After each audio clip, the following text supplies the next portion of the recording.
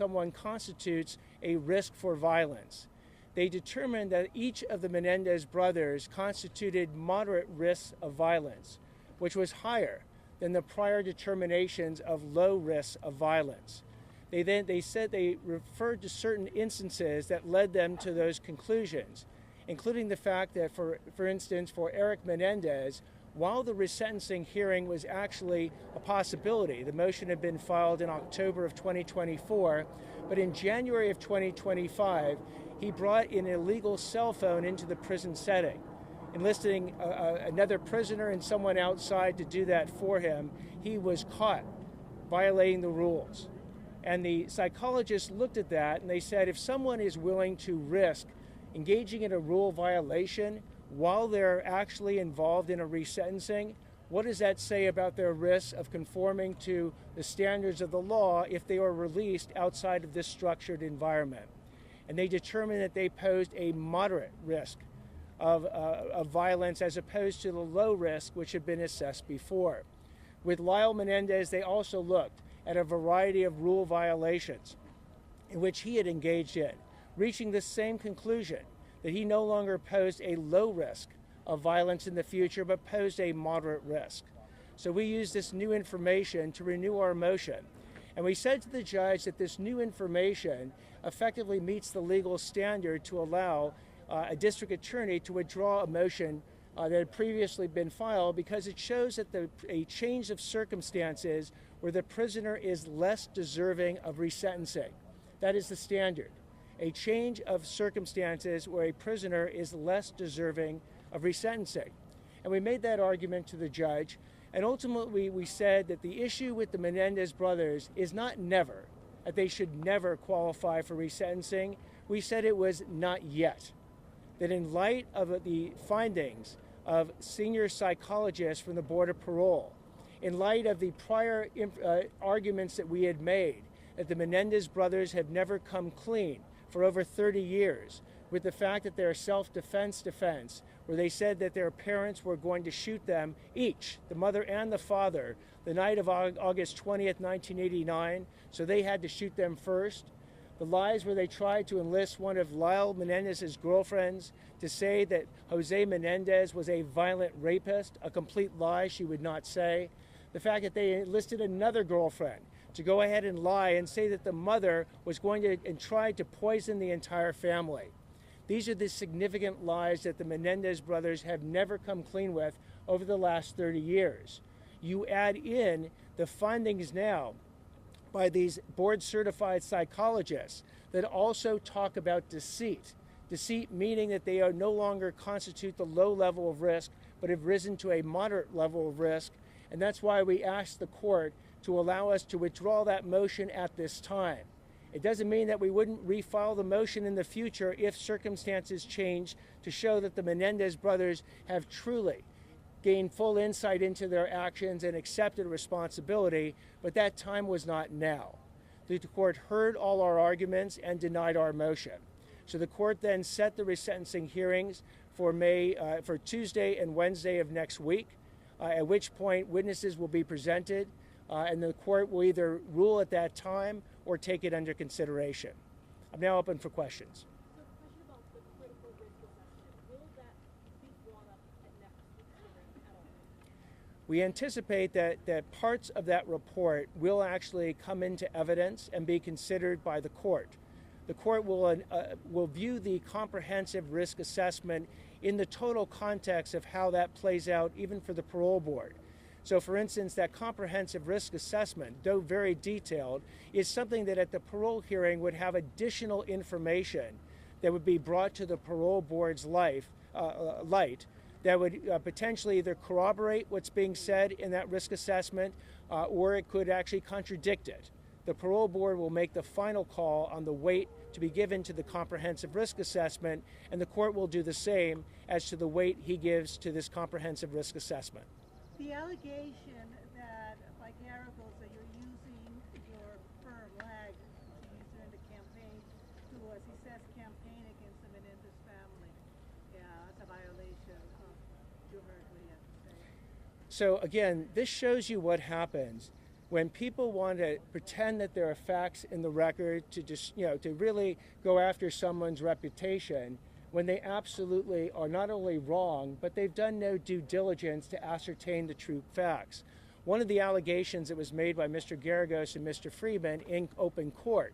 And by the way, they made these allegations about the recusal motion as they were withdrawing the recusal motion at the same motion.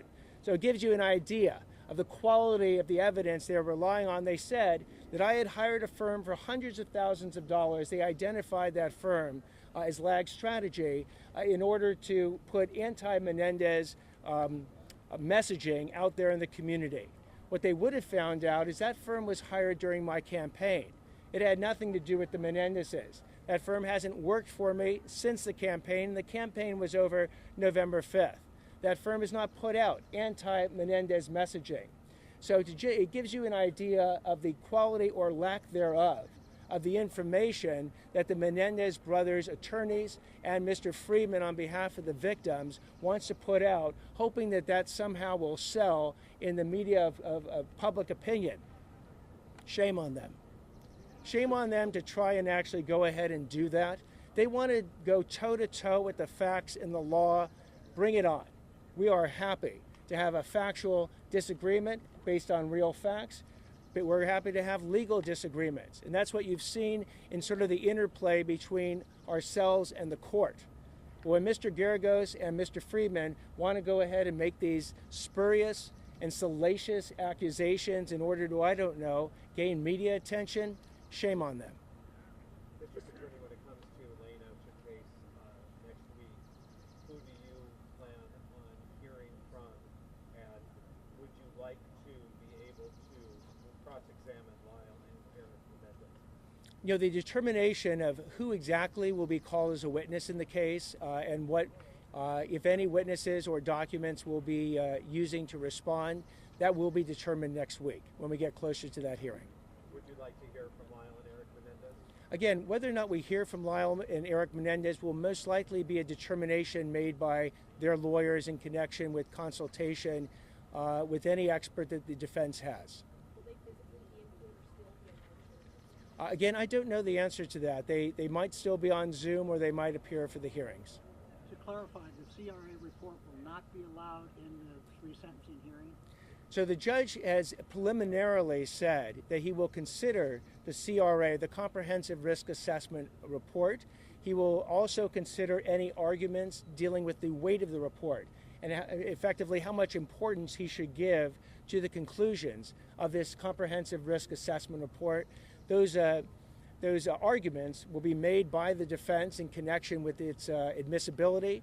But we ultimately believe the judge will consider the report at whatever level he deems it important. In light of the CRA report, if Lyle and Eric Menendez are given their freedom, do the people of Los Angeles have something to fear? Again, the analysis is risk of danger to society. Part of the reason that we have asked not to have the resentencing go forward at this time on the people's own motion was precisely because we have this additional new information coming in from the Board of Parole senior psychologists that have assessed that risk as a moderate risk. Not a high risk, not a low risk, but a moderate risk. So again, it is a risk analysis, and that risk right now is at a moderate level. How do you personally feel about today's ruling? I'm sorry? How do you personally feel about today's ruling? Again, my personal feelings are completely irrelevant. My job, as I explained to the court, is to bring the facts, all the facts, and the relevant law to the court's attention so that the court makes the best decision possible. We did that today. So to the extent that we have accomplished our purpose, as we will today and every day we are in court in the Menendez hearing, that is the goal. District Attorney, your thoughts on the judge saying that the cell phone charges and the prior tax fraud, just wasn't serious enough to consider, wasn't different enough? Again, the judge is making that determination.